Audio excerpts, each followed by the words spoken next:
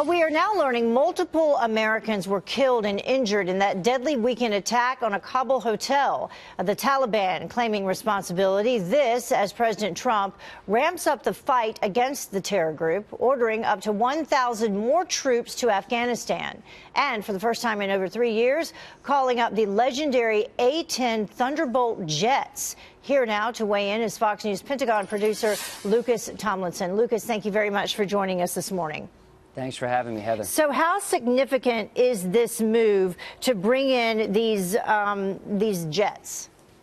Well, it's very significant, Heather. As you mentioned, these A-10s have not been to Afghanistan since 2014.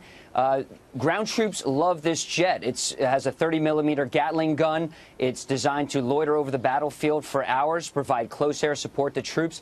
It also shows the direction which Defense Secretary Mattis, the Pentagon, and the Trump administration are going.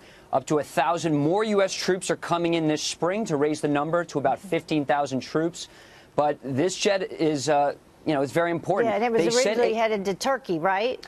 Correct. These A-10s, it was a reserve squadron from Whiteman Air Force Base, Missouri, was originally going to Incirlik Air Force Base in Turkey for the ISIS fight. But because of the success against ISIS in Iraq and Syria, the Pentagon brass deemed that these jets were more needed in Afghanistan to ramp up the fight against the Taliban. Now, let's take a look at the numbers, the troop levels that have increased in Afghanistan under President Trump. January 2017, over 8,000, 8,500. September 2017, 11,500. November 2017, 14,000. January 2018, 15,000 have been announced. And that's still a far cry from the nearly 100,000 U.S. troops that were in Afghanistan back when then President Obama ordered a surge of troops to Afghanistan. In 2010, 2011, you had about 100,000 troops. What's really interesting, Heather, is last year the U.S. military dropped more bombs in Afghanistan than any time since 2012 when you had 100,000 troops on the ground. But as you mentioned, the troop numbers are about double what they were when President Trump took office, but still a far cry from what they used to be. And Lucas, anything additional to report on the multiple Americans that we've learned that were killed in this latest attack at this hotel in Kabul?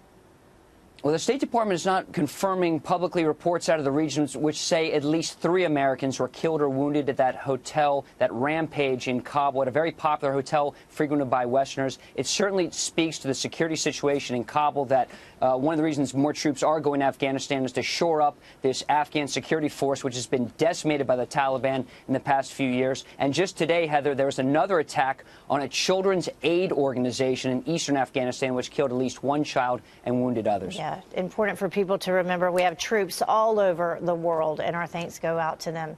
Lucas, thank you very much for joining us this morning. Nice to have you with us.